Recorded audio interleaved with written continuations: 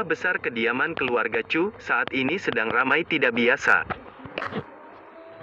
Banyak sekai pengusaha terkenal dan juga pejabat terkenal datang untuk merayakan dan untuk memberi selamat ulang tahun kepada Barata. Karena bagaimanapun keluarga Chu merupakan keluarga yang pengaruhnya di dunia sangat tidak tertandingi dari keluarga manapun. Jadi wajar kalau ulang tahun kakek Chu jadi hal yang sangat sensasional dan menggemparkan. Para keturunan dari keluarga Chu dari awal sudah tiba di tempat ini dan juga sudah saling berkomunikasi dengan para tamu yang ada di sana.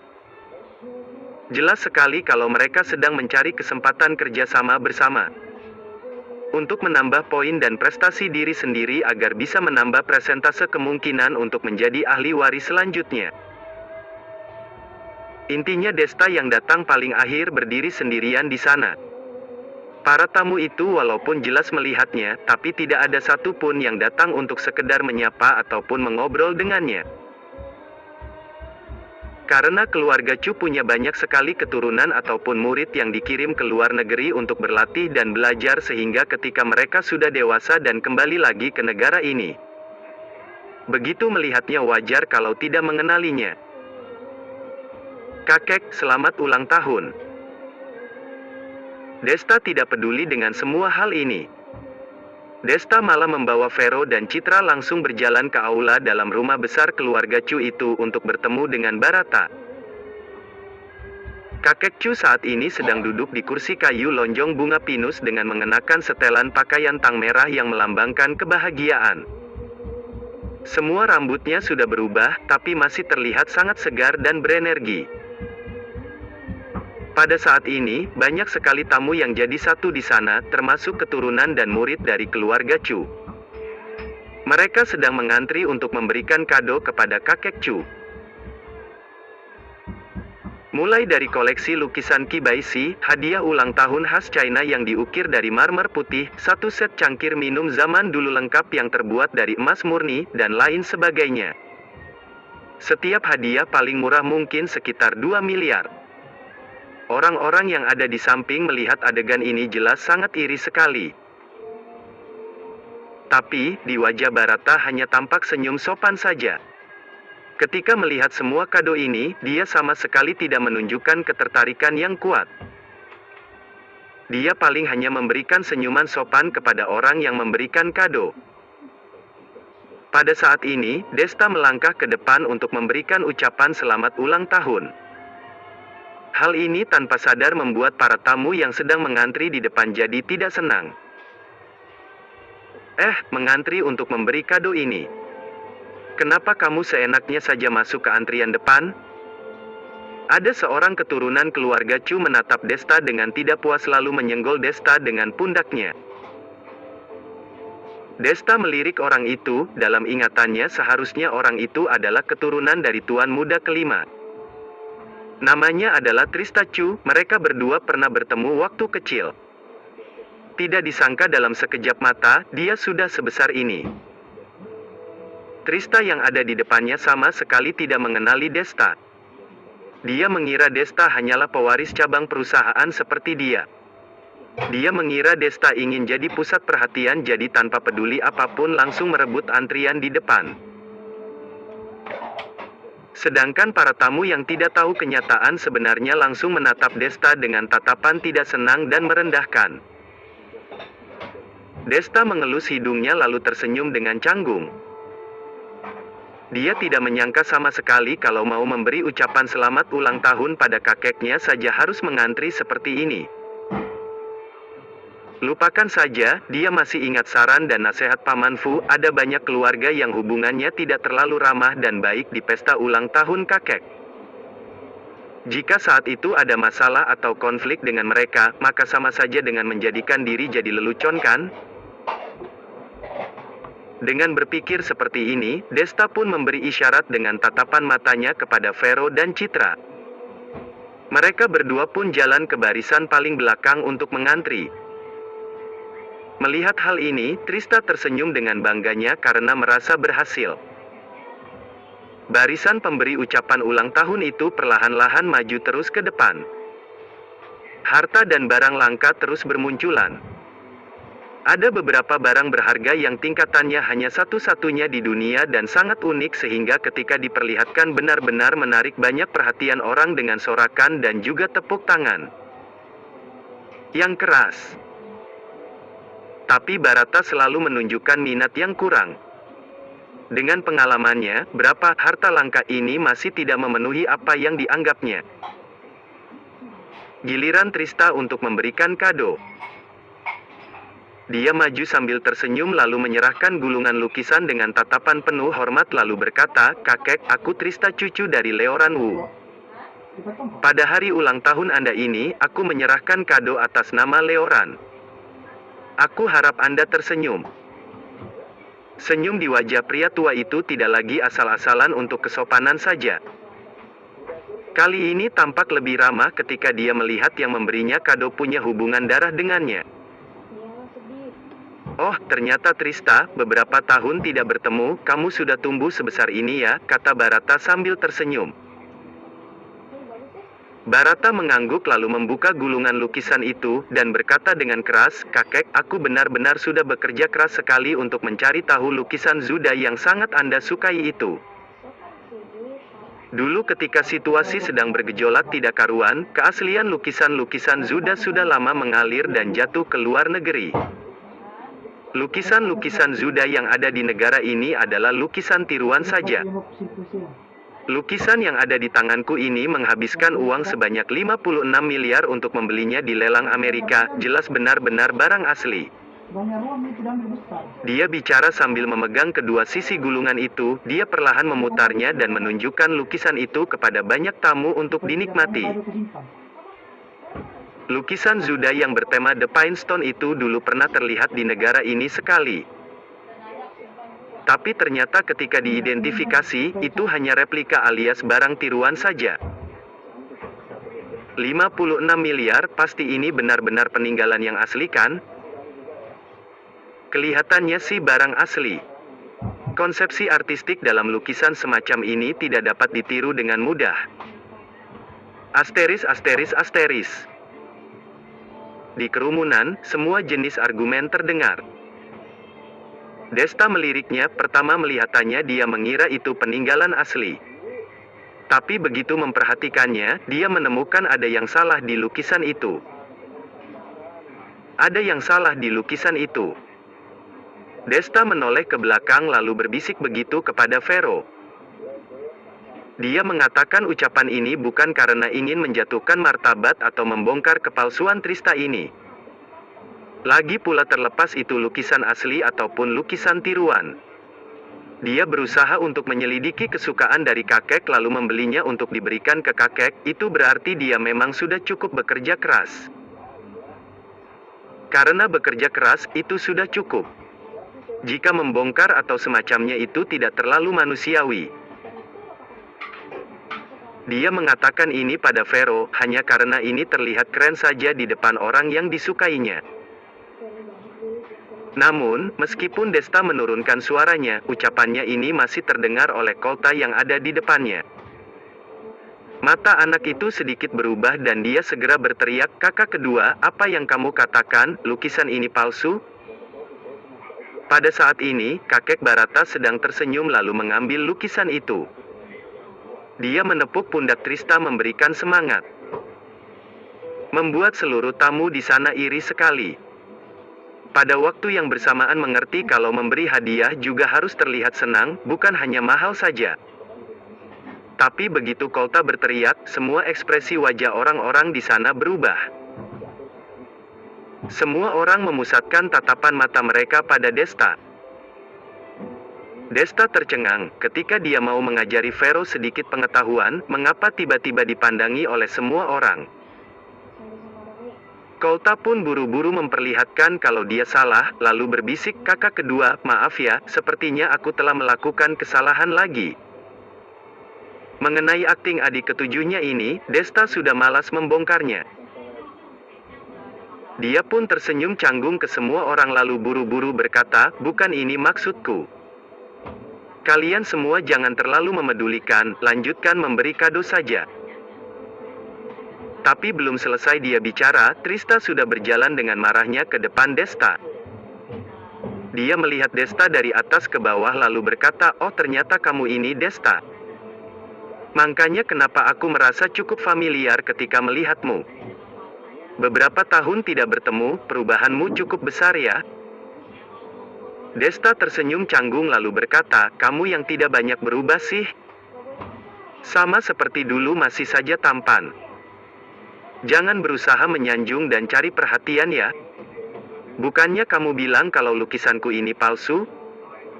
Hari ini di depan kakek, coba katakan di bagian mana lukisanku ini ada yang palsu, ayo sini." Trista memotong ucapan Desta dengan emosi. Lalu, menarik Desta langsung ke depan kakek Chu. Pada saat ini, kakek juga melihat Desta dengan tatapan heran dan bingung. Menurut pengalamannya selama ini, lukisan ini harusnya peninggalan asli. Desta kenapa bisa berkata kalau lukisan itu palsu? Begini, aku tidak bermaksud begitu, kalian tidak usah terlalu memedulikan ini. Desta sangat canggung, di waktu bersamaan ini, dia juga mengingat baik-baik kota bocah tengik satu ini. Usianya masih muda tapi tidak belajar hal baik. Malah menggunakan trik rendah seperti ini. Kamu jangan tidak mengakui ya. Barusan tadi semua orang sudah mendengarnya. Jika hari ini kamu tidak mengatakan bagian mana yang palsu, maka masalah hari ini tidak akan selesai sampai sini. Kebetulan sekali kakek juga ada di sini, biarkan beliau juga menilainya. Kata Trista dengan keras sambil menggenggam lengan Desta. Para tamu melihat keributan ini mulai berasumsi sendiri-sendiri. Tidak berdaya, Desta pun terpaksa memaksakan diri mengambil gulungan lukisan itu, lalu berdeham dan berkata, "Semua orang di sini tahu, Zuda adalah pelukis terkenal sekali di negara ini.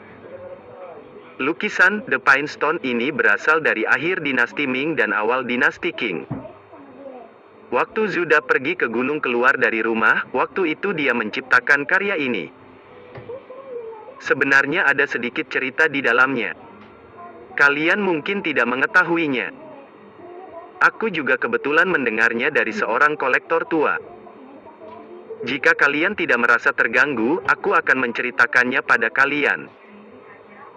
Antusiasme semua orang yang hadir meningkat dan tentu saja tidak ada masalah mendengarkannya pada saat ini. Trista mencibir, "Tukang pura-pura." Desta mengabaikannya, lalu berkata, "Dulu di suatu hari, Zuda menerima perintah untuk mengambil air di sungai kecil di belakang kuil. Pada saat itu adalah akhir musim gugur, dan ada hutan pinus liar tua di tepi sungai kecil. Pepohonan yang tinggi dan kuat, tidak tahu berapa umur pepohonan itu. Zuda melihat mereka dan berkata dengan perasaan, "Pohon pinus, oh pohon pinus, jika sebuah dinasti ada selama kalian ini, itu akan bagus sekali bisa menghadap dunia melalui pedang dan laut." Setelah dia berkata dengan perasaan dan emosi, entah bagaimana ada semangat yang melonjak di dalam hatinya yang perlu dilepaskan, tetapi tidak ada pena dan kertas di tangannya. Tepat di saat itu, seekor kelinci berlari keluar dari hutan, mulutnya menggigit selembar kertas gambar, seekor elang turun dari langit dengan pena tinta di mulutnya. Zuda terkejut, lalu dia menyadari kalau itu adalah keinginan dari Dewa Gunung untuk meminta Zuda membuat gambar untuknya. Zuda pun tidak sungkan. Dia mulai dari hati lalu ke tengah, menggambar dengan gelombang kuas, dia pun menciptakan lukisan The Pine Stone ini. Ketika dia menciptakan lukisan ini, karena tiba-tiba membuatnya dengan penuh emosi, dia sampai lupa tidak memikirkan garis, bingkai, dan pena dengan kecepatannya sendiri, hanya beberapa goresan lukisan yang menghasilkan lukisan ini. Walaupun pine atau pinusnya tidak seperti pinus, batu tidak seperti batu, tetapi ada suasana indah pemandangan di dalam lukisan, dan akan mendapatkan kedetailan benda di dalamnya. Setelah menceritakan kisah itu, semua orang yang hadir mengangguk diam-diam, mengungkapkan pandangan kagumnya. Segera, Desta berkata lagi, "Lukisan di depanku terlihat persis seperti yang asli ketika pertama melihatnya, tapi semua orang dapat melihat dari jarak yang lebih dekat kalau keseluruhan garis lukisan ini sangat terbatas sekali. Karena orang yang meniru takut untuk tidak persis menirunya, jadi dia melukis dengan sangat berhati-hati. Garis lukisannya ini tampak lebih kontras. Tapi dengan cara ini, meskipun lukisannya mirip, tapi hanya dari penampilan saja, sedangkan dalam suasana hati, perbedaannya tidak sedikit. Setelah menyelesaikan kalimat terakhir, Desta menutup gulungan itu dan mengembalikannya ke Trista. Setelah keheningan singkat, banyak tamu tiba-tiba bertepuk tangan hangat. Jelas sekali kalau ucapan Desta ini sudah mendapatkan pengakuan dari semua orang. Bahkan ada beberapa orang khusus dari para tamu itu adalah ahli dalam studi lukisan tradisional Tiongkok. Ketika Trista mengeluarkan gulungan lukisan itu, dia hanya memperlihatkan secara cepat di depan mereka, dan tidak membiarkan mereka mengamati dengan seksama. Sementara Desta memegang lukisan itu, dia menjelaskannya sambil menunjukkannya. Mereka bisa mengamati lukisan itu dengan cermat untuk menentukan apa yang dikatakan Desta benar. Lukisan ini memang benar-benar palsu. Kakak Desta, kamu luar biasa. Vero meraih lengan Desta, matanya yang indah penuh dengan kekaguman bintang-bintang yang bersinar. Desta melambaikan tangannya lagi dan lagi, menunjukkan kalau ini hanyalah dasar biasa saja. Bukan sesuatu yang perlu dipuji berlebihan. Dia puas di sini, tapi dia tidak memperhatikan Trista yang benar-benar muram saat ini. Lukisan ini memang bukanlah peninggalan yang asli, dia juga tidak menghabiskan uang 56 miliar untuk membelinya. Dia hanya menghabiskan uang 4 miliar untuk membelinya. Dia membelinya dari lembaga profesional yang bertanggung jawab atas lukisan-lukisan replika atau tiruan. Lembaga itu jelas sudah menjamin kalau lukisan itu tidak akan dikenali kepalsuannya. Tapi bagaimana itu bisa begitu mudah ditemukan oleh Desta? Ketika dia menunjukkannya kepada semua orang lukisan barusan tadi, dia sengaja hanya memperlihatkan dengan cepat begitu saja. Karena dia takut akan terlihat oleh orang yang tertarik kepalsuan lukisan ini.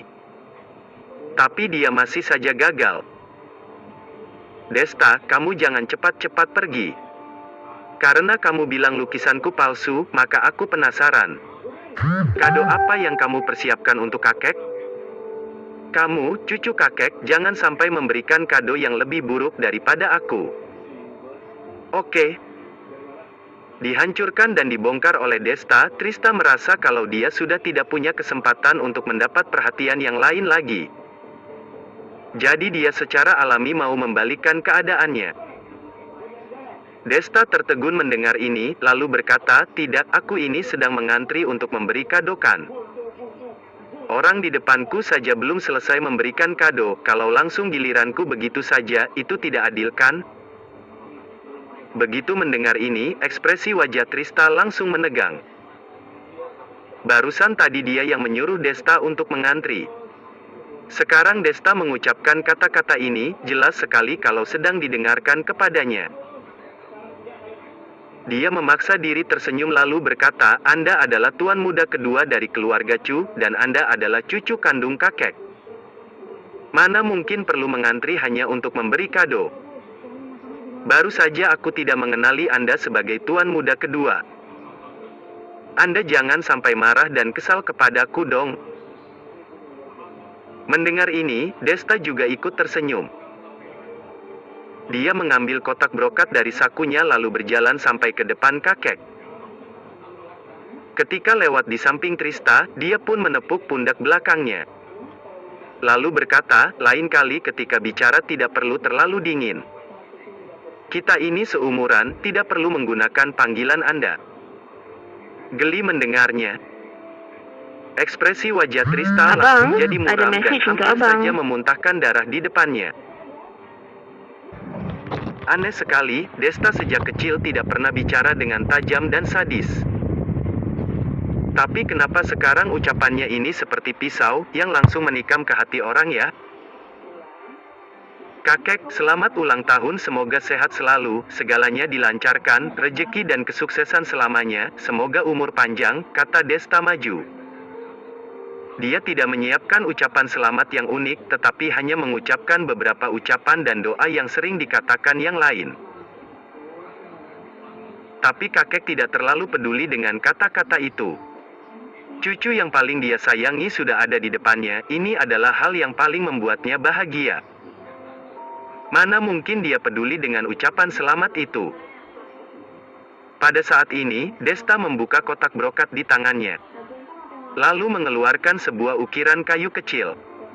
Dan meletakkannya ke tangan kakek Chu.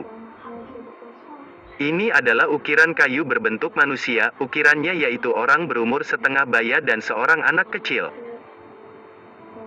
Orang berumur setengah baya itu berdiri di sana dan anak kecil itu bersembunyi di sekitar lutut si tua bermain petak umpet. Senyum di wajah mereka begitu nyata, seolah-olah mereka bisa merasakan kasih sayang cucu yang kuat dari ukiran kayu. Tiba-tiba, nada suara Desta membawa sedikit kesedihan, dan perlahan berkata, "Kakek, ketika aku masih sangat muda, orang tuaku meninggal dunia.